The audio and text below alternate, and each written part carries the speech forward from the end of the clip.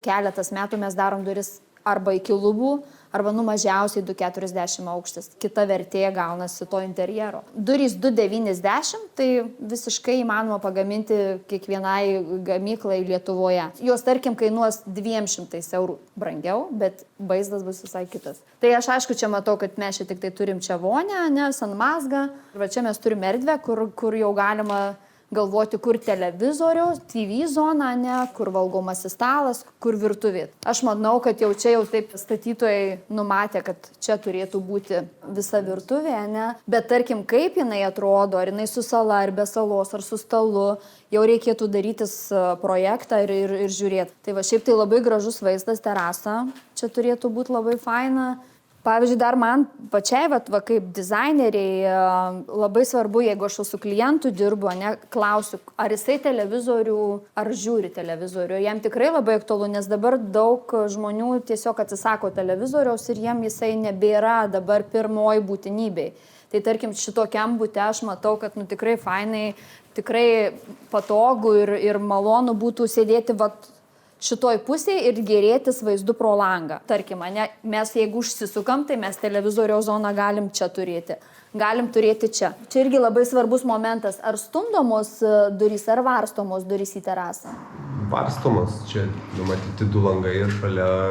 O dabar kurioj vietoj bus? Ar, tarkim, ar čia kažkur mes eisim, kur čia virtuvė? Nes šitos, vienos durys, Tai jau šitoj vietoje aš negaliu dėti jokio televizoriaus, jeigu aš, tarkim, grožiuosi vaizdu ir, tarkim, kažkur čia televizorius. Šiai dienai man televizoriaus nereikia, tai aš galėčiau tiesiog grožėtis vaizdu pro langą ir dabar kažkaip irgi neįsivaizduoju interjero be valgomo stalo. Ne tai, kad sala kažkokia, ir prie jos prisėdi, bet valgomasis stalas. Valgomo stalo vieta apsprendžia, kur mes elektros instaliaciją atvesim. O aišku, kai, tarkim, projektas mano paruoštas, tada jau galėtum ir tu skaičiuoti visus kaštus, ir galėtum pasakyti tiksliai kainą apdailos. Čia lengvas tau darbas? Jo. Čia praktiškai teini ir dirbi.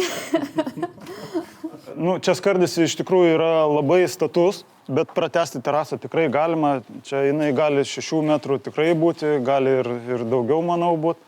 Tik tai bus šiokia tokia sudėtingesnė vieta įrengiant polius. Čia nėra kažkas įspūdingai didelio ir taip toliau. Mes dabar čia esam ant juodgrindžių, tai mums atrodo, kad čia viskas labai aukštai ir taip toliau. Susidės polistirolas, išsibetonuos. Tai mes iki šitos vietos turėsim, su grindimą. Parodykit žiūrovai. Grubiai kalbant, iki kelienų visas šitas aukštis užsipildys polistirolu ir betonu. Šiaip klientam visą laiką klausimas yra, kas geriau praleidžia šilumą. Ar medinės grindys, ar PVC danga, ar plytelis. Jeigu aš daryčiau savo, nenuomai interjerą, ir aš jame gyvenčiau, tai aš tikrai rinkčiausi medinės grindis, 3-sluoksnį parketą, tarkim, gali būti eglutė, ševronas, angliško tipo eglutė. Tai tik medinės grindys.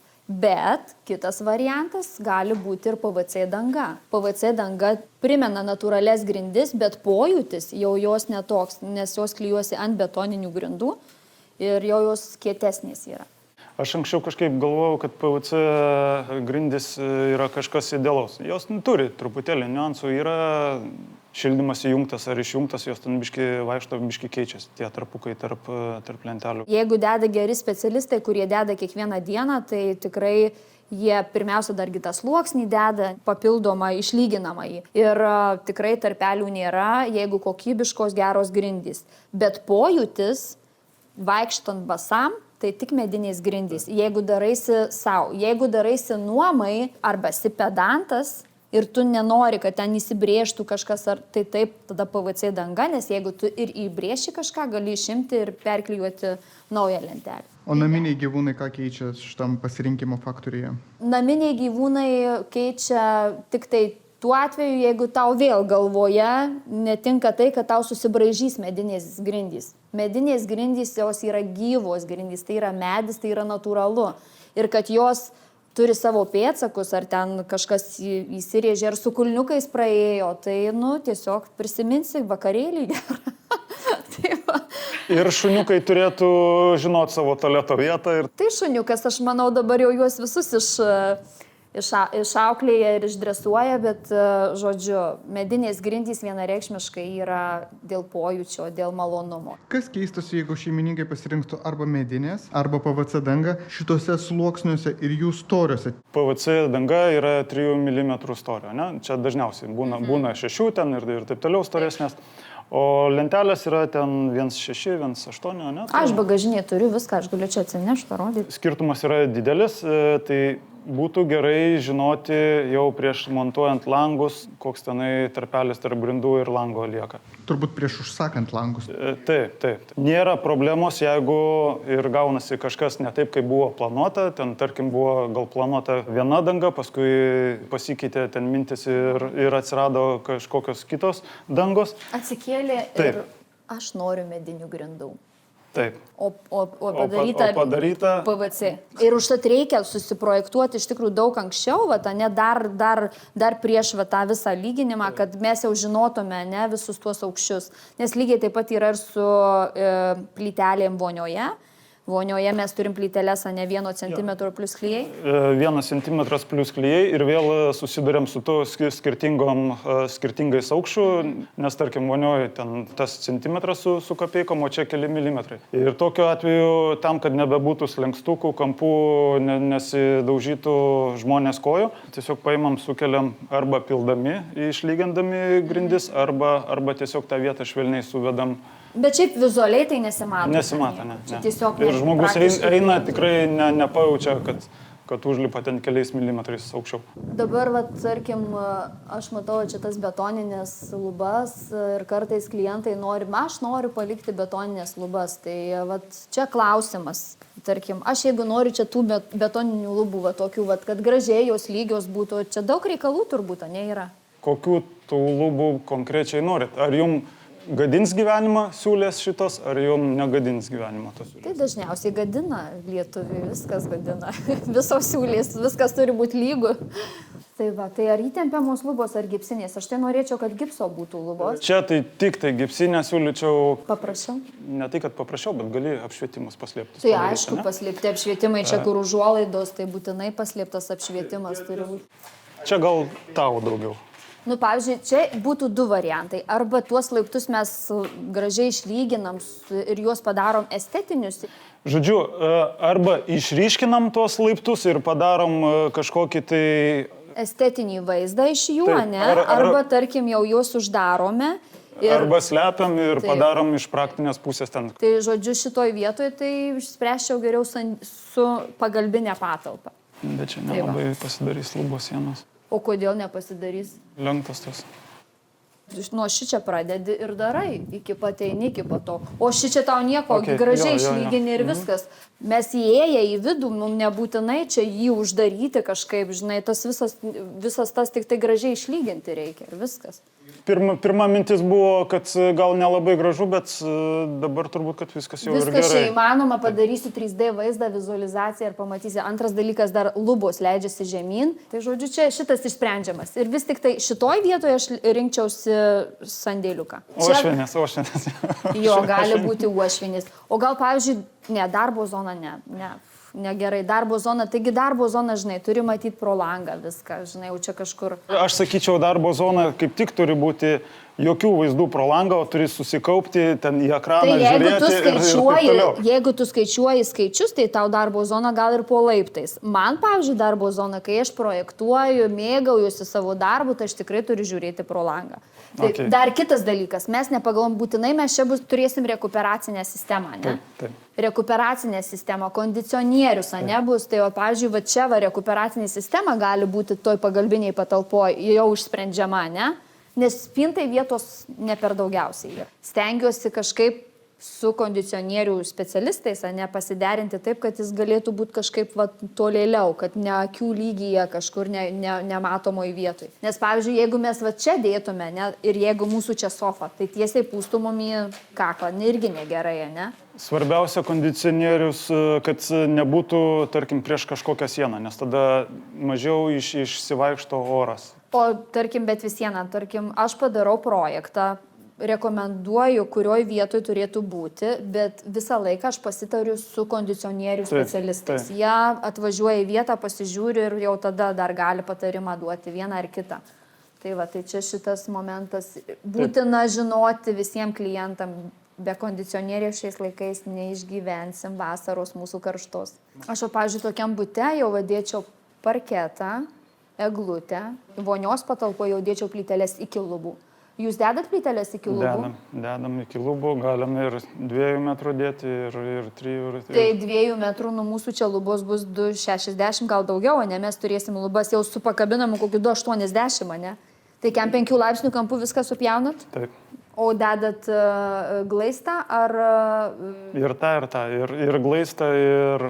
epoksidinę dervą? Taip. Bet geriau tada epoksinė derva. Geriau, jo, geriau. Na, tai žodžiu, geri specialistai, viskas ok. Atėjau mes į 2 aukštą ir dabar žiūrim, kurioje vietoje mes galėtume miegamąjį turėti.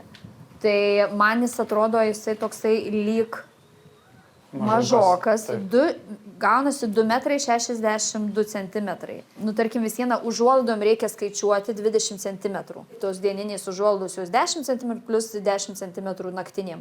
Tai nuo jų galima skaičiuoti, kad mes turim 2,42, o mūsų lova 2 metrai čižinys. Nu, vis vieną reikia skaičiuoti 2,10 m. Tai mes turime tik tai 32 cm praėjimą, jeigu mes statytume va taip lovą.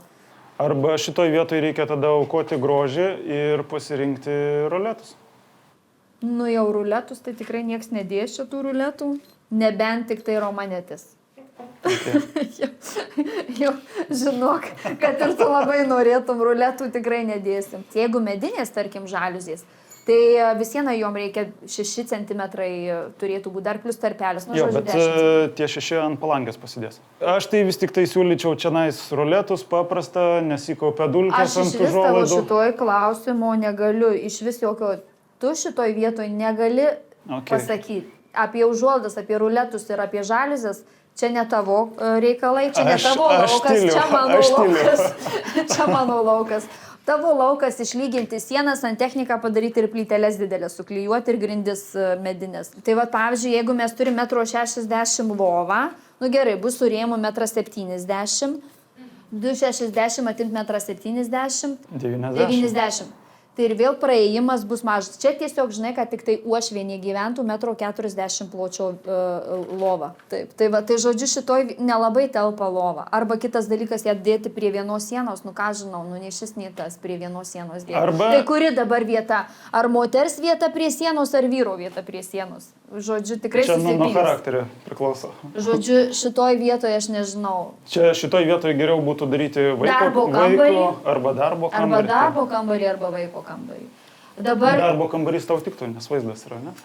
Oi, čia jau labai aš norėčiau dirbti šitam kambarį. Okay. Jeigu darom išmanų namą, tai būtinai visuose kambariuose turim numatyti apšvietimą ne tik nišose užuolaidom, bet ir laidą automatinėm žaliuzėm arba automatinėm užuolaidom. Tarkim, nenorėsim, kad ant tinko būtų laidas, ne? Norėsim, kad jis būtų paslėptas. Žodžiu, jau tokį butą perkant, be dizainerių tikrai nesiūlau darytis. Tu esi kompetentingas lyginime, dažyme ir gipso tvirtinime, o jau aš, tai mes kaip komanda.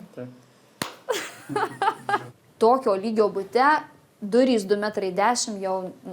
Jas turėtume tikrai kelti iki pat viršaus ir kad jos 2,80 iki pat lubų pakabinamų, ne? Vat, nu jau mes darysime ne lubas gipsinės. Tai 2,80. Gintautai, ar tu galėtum šitoj, mes matome dabar atvirą sieną, paaukštinti? Be problemų. O kiek be problemų.